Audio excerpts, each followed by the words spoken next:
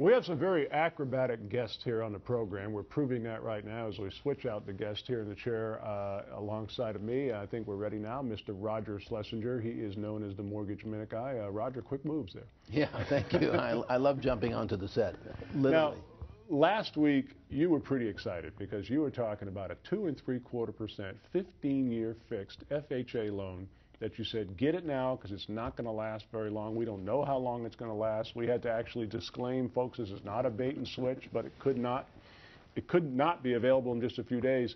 But apparently that's not the case. No, we still have it, and I still don't know how long it's going to last. As of the taping, we still have it. And it's 2 3/4 on a 15-year FHA loan. Now, first of all, FHA is an easier qualifying than a conventional loan. Second of all, it's an assumable loan when you go to sell. Third of all, if you ever want to refinance, you can do it streamlined. Fourth of all, if you need some help qualifying, you can have a relative help you qualify.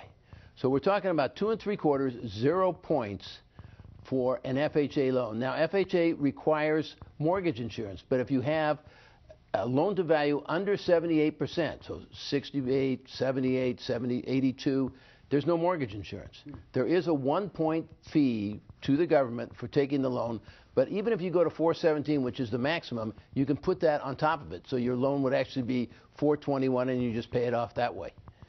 You can raise up a 1/4 point and we can wipe it out that way, but I don't recommend it. Just put it on top of the loan and let it go.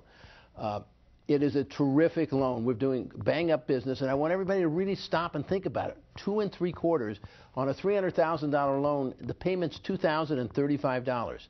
Now, the other thing I want to talk about real quickly is we used to have a super conforming loan, or what we called a jumbo conforming loan, that went up to $729,750 all around the country, but not in every section, just in certain sections around the country. Well, Congress, in their infinite wisdom, lowered it to $625,000. But the FHA didn't go along with them, so it's still $729,000, $750,000, or whatever your area was maximum, it's still maximum. And we can take a loan from $417,000 to $729,000, $750,000, a 15-year fix. It's 3%, just a 1/4% higher, 0 points. Now, both of those loans are at least a 1/2 point under conventional loans right now. Wow.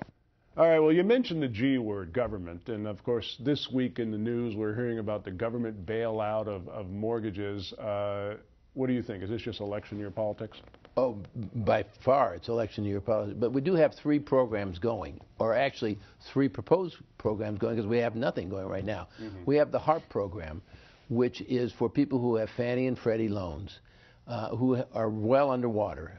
Up till now, we've been able to, in some places, go to 105%, maximum 125%. Now they're going to go unlimited, and that's supposedly starting in March. Okay. The problem with that is most of the people who have been fighting this for a long time have given up by now and have left. You know, they just walked away from their homes because they said there's never going to be any help. So I don't think that's going to help as much as they're hoping it will help, but it's a good thing to talk about in election year. Okay. Then we have the big settlement that happened on the day we taped about the banks paying somewhere between $25 billion and $40 billion to people who aren't Fannie or Freddie, who got robo-signed out of their house and foreclosed. And that's the most ridiculous settlement of all. They're getting $2,000. I don't know what that's going to do for anybody. And they have up to 3 years to pay it. And then they're talking about modifying some loans by refinancing them and getting rid of a portion of their mortgage over a certain amount. And that, to me, is the most unfair thing in the world, because why does somebody get rid of part of their loan and other people don't get to be rid of it? And then the last one is the fact that the government is talking about, again, for non-Fannie and Freddie, refinancing them up to 140% and getting rid of the rest of that. But Congress has to approve that, and it's going to cost them $10 to $15 billion. So I see no hope of that happening. To pick Roger's brain, go to mortgageminuteguy.com. You can send him an email. Roger, you know, your insight is always so valuable. Thanks so much. Thank you, Don.